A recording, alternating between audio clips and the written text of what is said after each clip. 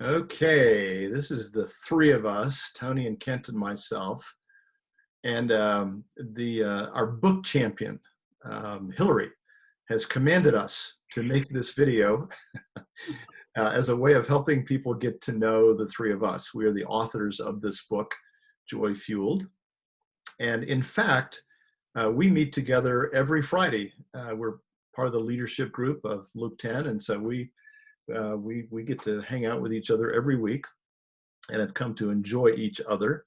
And so we're just going to share a few things about what we enjoy about each person, and we'll see where this goes. So I think we should pick on Toni first, ladies first. So Kent, why don't you share what you appreciate about Toni, and I'll chime in on a few things here.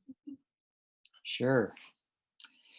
Well, anybody who gets to know Toni very much at all is going to quickly discover that this person seems to have an almost endless supply of joy fuel. She is just a joyful person, and she spreads joy in every conversation. And so it's always a privilege and a delight to get to hang out with her and her good family. Anytime we get to do that, I look forward to it. The thing that probably doesn't come as instantly as the joy is what a really wise and strategic planner she is. She really has a great instinct for what it's going to take to get things done, especially as it pertains to working with people. She's just got such wisdom and life experience in working with people of all kinds. And so that strategic wisdom is a super huge value for Luke 10 and all that we're up to, and certainly has been a part of the joy of working with her on this project. The other thing I would say is that she is a great educer. One of my favorite words, educe, to draw forth what is latent or potential in another. So this is kind of a core skill of kingdom facilitators of all kinds. And I think Toni is masterful as a trainer, as an equiper, precisely because she really sees the person deeply and well. She listens well, and she draws out that grace of God that is in each one that she works with. So those are some of the big, huge assets, I think, that come our way because Toni is a part of this team. Well, I would certainly agree with everything there. We'll see if we can make her blush a little bit. I know, like, this is so uncomfortable. But it's a wonderful birthday present. It's your birthday. My birthday. Happy birthday. So several things that come to my mind. I first met Toni, and she'll share a bit of that story in a little bit, about 6 years ago, 6 or 7 years ago, when she and her husband, Matt, were missionaries in Uruguay. And they ended up being there for like 17 years, which I've come to understand that Uruguay is like the graveyard of missions. It is a really hard place to be a missionary. And the fact that they could endure and even thrive for 17 years says a lot about her relentless commitment. She is a deeply committed lady, and I really admire that in her. I think there's a sort of a compatibility or a complementary something between Toni and I, in the sense that I'm pretty good at starting things. So, I started Church 101 and different kinds of things. She's really good at filling in the gaps and adding. I think it was like maybe inventing the first car, and then Toni came along and added power steering and transmission and all kinds of things that has made Luke 10 what it is. She plays an absolutely critical role. She is an amazing trainer. So many of the people in Luke 10 that I hang out with are going through her training, and almost every time I meet with them, they say, "You won't believe what Toni said to me and what I learned from her," and just is so helpful. So she has fulfilled such a great role in training our leaders. One of our values is equipping spiritual moms and dads, and she is right at the heart of that. So Toni, we really appreciate who you are and the incredible important role you've played in Luke 10. And she's a person who has strong ideas about things. And so writing this book together has been a really interesting journey, because there have been places where we've clashed. Probably Toni and I more than Kent. He's just very nice to everybody. but to be able to work through the places that we have disagreements, I think has been, to me, really is a mark of maturity on your part, that you're able to put up with me and some of the things that I have to say. So anyway. Thank you. So shall we go to Kent next? Yeah. Okay, Toni, you've been thinking. Let me start with Kent, and then you fill in gaps. So I've known Kent almost. It's probably it's over 15 years that I've 2003. 2003. We were part of Dawn Ministries for a number of years, and got to know each other and became friends there. But at a really critical point when Dawn ended, and I felt like the Lord had spoken to me. This is 2007, 2008. Felt like the Lord had spoken to me about Luke 10, about this community and what we're supposed to do. A lot of things we didn't know about that. But I just had this thing in my heart. And there were a number of people around us who were pretty close to me who were saying, no, I don't think that's God. I don't think you should be doing that. You're just being rebellious. And Kent was the one that came alongside who said, I believe in you. I believe in this vision. I think this is from God. And frankly, I don't think there'd be a Luke 10 if Kent had not played that role in my life. So that's one of the things that I appreciate about you. So Toni, over to you. So the first time I remember meeting you, it was actually over a conflict that we were having. We were planning Church 101. We were rewriting it, and that lesson 4 on 10 to be prayer, you apparently had a paramount objection to it, and I was feeling threatened. And so you came to the R&D team. At the time was Kent Larson and John and myself to talk about this paramount objection. And I didn't know anything about you, honestly. I mean, I just knew you were a man, and I knew you were objecting to something that I had given like weeks and weeks and weeks of attention to, and prayed over and thought over, and we had listened over as a team already. And so I have to say I was upset. And but when you got there, first of all, just taking time to build trust with us, and telling stories. We didn't even address the issue, I don't think, for the first 2 sessions. We just built story together and shared who we were and what our passions were, and gifts and strengths. I think we talked about those things, and just started building trust. And I could see a very gentle, wise, loving man who was passionate about not wanting to guilt people or shame people. And I was really passionate about that too.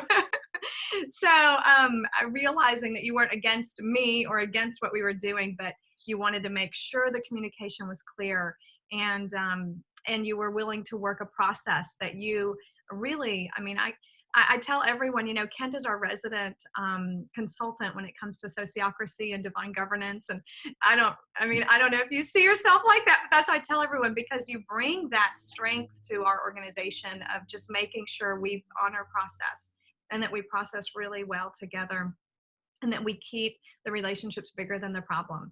And that takes a huge level of maturity. And you have such a character to do that, because you're so stable emotionally. You very rarely get hot-headed like John and I.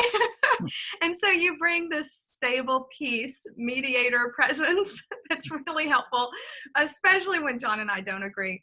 But when you and I weren't agreeing either, it was very comforting, and I felt honored and appreciated and respected.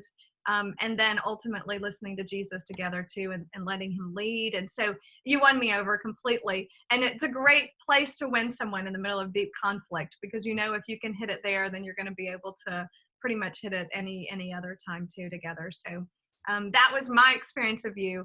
And I think what surprises me most as I've gotten to know you and worked more hand in hand with you is how deeply passionate you are, how your passion, you just run so deep, and you're so reserved that people might not know that about you. And I've learned to pick up on it and see the micro expressions that happen when you are really excited or really passionate. And one of Kent's famous phrases with us that makes me laugh is, I was smiling on the inside. I was jumping up and down on the inside. So I love noticing that on your face when I think you're jumping up and down on the inside, or you're deeply, deeply passionate and going to stand your ground, because it's something that's so important. And I appreciate that you do that, that you do stand your ground when it's necessary, and yeah, and not when it's not. But so that's my Good stuff. appreciation of you. I will add to that. I think before I had the language from the book Rare Leadership of keeping relationships bigger than the task or the mission or the goal. Before I could articulate that, I think Kent has lived that out in my life for a long time. I'd like to say there are times when he's talked me off the ledge, where I was, really passionate, upset about something that's a big deal, and he's just very calmly, helps me think it through and keeps me centered, and I appreciate that so much. I think the other thing about Kent is, as if you know him, he's actually a seminary professor. So I thought, man, if I'd had a seminary professor like that, I might have enjoyed seminary a whole lot more, because he combines the head and the heart. So there's the heart relational part of Kent, but underneath all that, there's an amazing, I think, intelligence about things. I like to say he gives intellectual and theological credibility to what we're doing in Luke 10. And are we going to make him blush? I hope.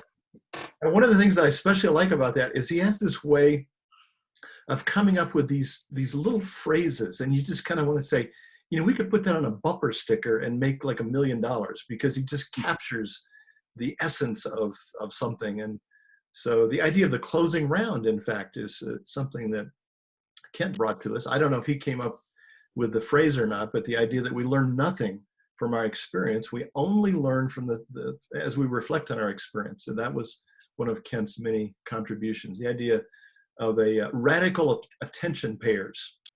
What a great Ecosystems of grace, which we could go into a whole story on that one, but we won't. We can embarrass them a lot more, but I look forward every Friday morning to hanging out with these guys. We get a lot done, and the book is part of it. That's not all that we do, but we have a lot of fun and really enjoy each other as well. So, and I guess I'm the last target of everything. So your turn, John.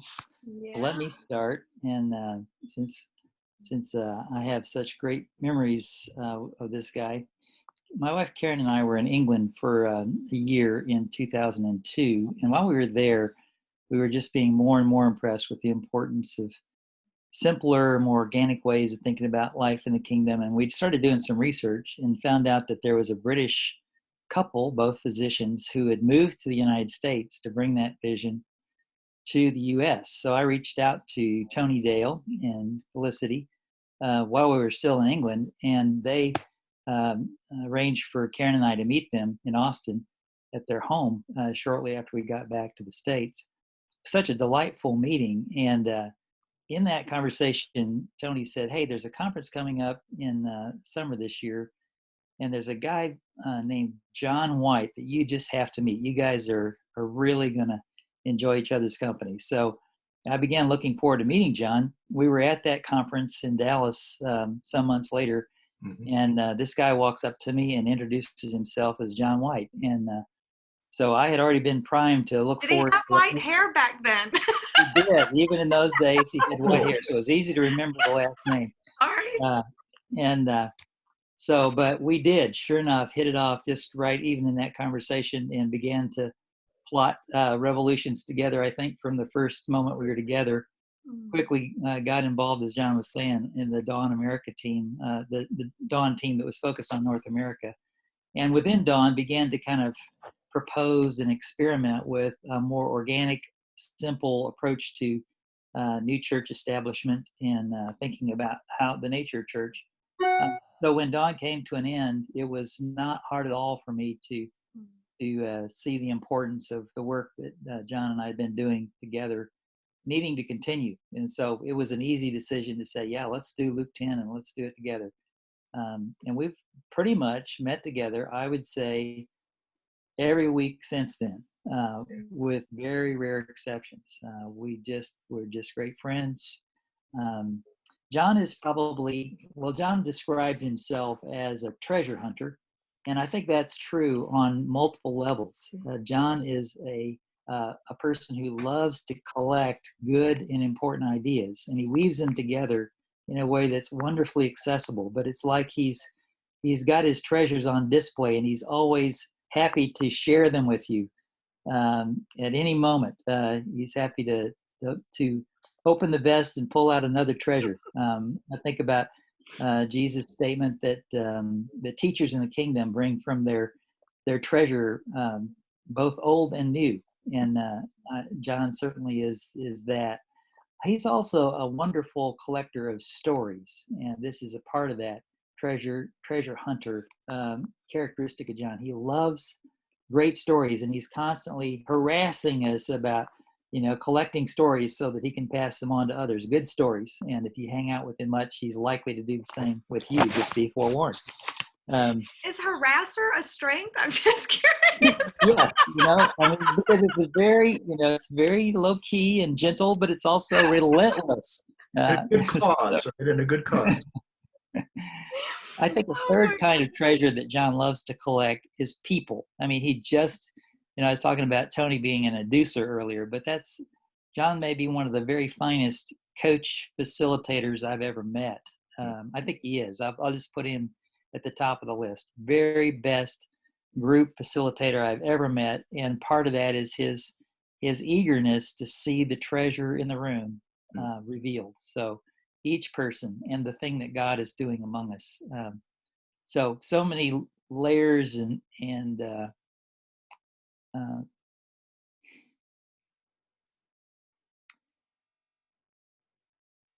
areas of deep respect. Okay, Toni, your turn. Thank you, Kent. So the first time I met John White, we were on a random brainstorming think tank call. I was in Uruguay, you were in Denver, for Life Model Works, which I don't even know how you got on the call because you hadn't been through the training yet. And so it was a new thing. No one they had never done this before. They were just doing an experiment, and the facilitator had no idea what he was doing. And there was probably 15 of us on this call, and we only had an hour, and time was ticking. And all of a sudden, this guy starts coaching the facilitator, but in such a gentle way that was so non-threatening that the facilitator actually responded really well and let him coach him. And I'm watching this unfold, and I'm thinking to myself, wow, how did he do that? That was really skillful. And then you ended up coaching this guy through how to structure the time so that we actually got something done in 45 minutes with people we didn't even know. And it was amazing. And I remember, I think I texted in the chat box to you directly in the meeting, who are you? Can we meet? I think we have some things in common. And I think you wrote back and said, yeah, I think we do. I'd like to meet.